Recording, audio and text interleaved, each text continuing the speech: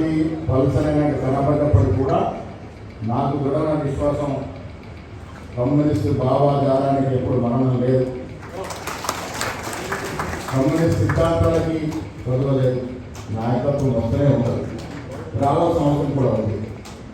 అందుకే గత ఎన్నికలు మేము కలిసి పోటీ చేసాం, విజయం సాధించాం, ప్రజలు నమ్మినారు.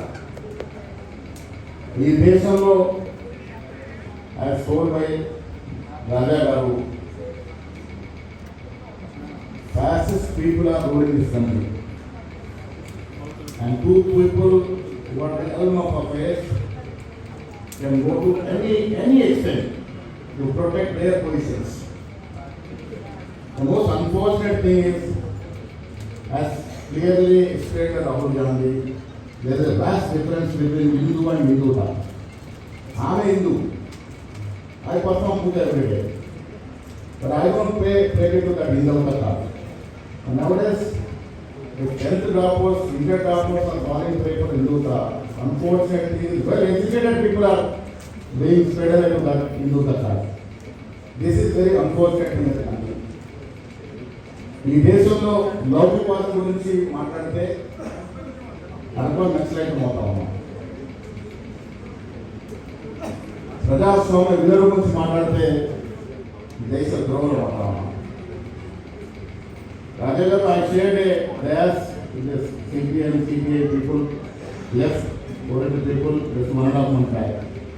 In that meeting, I said, see, when you are going for a ceasefire with the terrorists of Pakistan, what is wrong in having a ceasefire with our own nationals? Might have taken a left for Naxalites in regard to Kadar.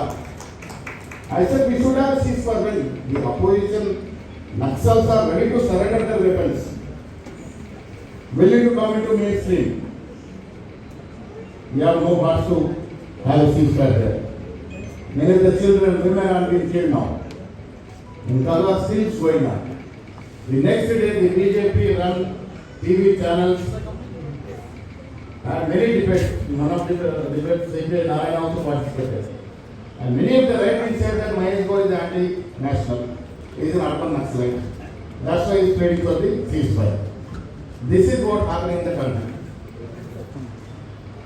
When we talk about the true democracy, when we talk about true secularism, we are being branded as urban Naxalites and anti-nationals.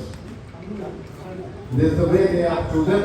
చాలా దౌర్భాగ్యమైనటువంటి రకరకాల వాగ్దానాలు చేసి అధికారంలోకి వచ్చిన మోడీ ఈ దేశంలో 2 కోట్ల ఉద్యోగాల సంవత్సరానికి ఇస్తానని ఉన్న ఉద్యోగాలు తీసేసి ఉన్న పబ్లిక్ సెక్టర్ యూనిట్ మూసేసి ప్రైవేట్ వ్యక్తి చేతిలోకి పెట్టిన సందర్భంలో కగాల్లో జరుగుతున్న హింసాకాండ కూడా అక్కడ ఖనిజ సంపదని కొంతమంది ప్రైవేట్ వ్యక్తులకి చేతిలోకి తీసుకెళ్లే ఉద్దేశంతోనే ఈ మరణకాండ సాగిస్తా ఉన్నారు అని చెప్పడానికి ఏమాత్రం ఆసక్తి లేదు. అందుకే కాంగ్రెస్ మిత్రులని నేను చెప్తా ఉన్నాను, చాలా సందర్భాలు చెప్తా, ఈ దేశం ముందుకు పోవాలి అంటే లౌకికవాద శక్తులు బలపడాలి, దేశ ప్రజలు ఆలోచించుకోవాలి, మేధావులు చదువుకున్న ఆలోచించుకోవాలి. మతం ఎవరి కులాన్ని వారు ప్రేమించుకుంటే తప్పులేదు, ఎవరి మతాన్ని వారు ఆరాధించుకుంటే తప్పులేదు. కానీ వేరే మతం మీద విద్వేషాలు రెచ్చగొట్టి పప్పం గడుపుతున్నటువంటి ఈ పరిస్థితిలో కాంగ్రెస్ పార్టీతో పాటు కమ్యూనిస్ట్ దేశంలో బలపడాలి, లౌకికవాదాన్ని బలపరచాలి, ఈ దేశ ప్రజాస్వామ్యాన్ని కాపాడుకోవాలని మాత్రం చెప్పగలను. వారి రాష్ట్రంలో కాంగ్రెస్ పార్టీ సిపిఐ కలిసి పోటీ చేసి అధికారంలోకి వచ్చినాం. చాలా వరకు మేము ముందు ఎన్నికల ముందు ఇచ్చినటువంటి అంశాన్ని పోలిస్తూ పోతా ఉన్నాం. ఇంకా చేయాల్సింది చాలా ఉన్నది. గత పాలకులు ఈ రాష్ట్రాన్ని అప్పులపాలు చేస్తే కూడా ఒకటొకటి చదివించుకుని ముందుకు పోతా ఉన్నాం. ఆ ముందుకు పోయే కార్యక్రమంలో కమ్యూనిస్ట్ పార్టీ యొక్క సహకారం మాకు కావాలి. ఈ రాష్ట్రాన్ని లౌకికవాదం మీద నమ్ముకున్న వ్యక్తులు పాలించాలి. అప్పుడే ఈ రాష్ట్రం బాగుపడుతుంది, దేశం బాగుపడుతుంది. సాంబశివరావు గారు చెప్పారు, పెద్ద కార్యక్రమం ఉంది, దాని సహకారం కావాలని.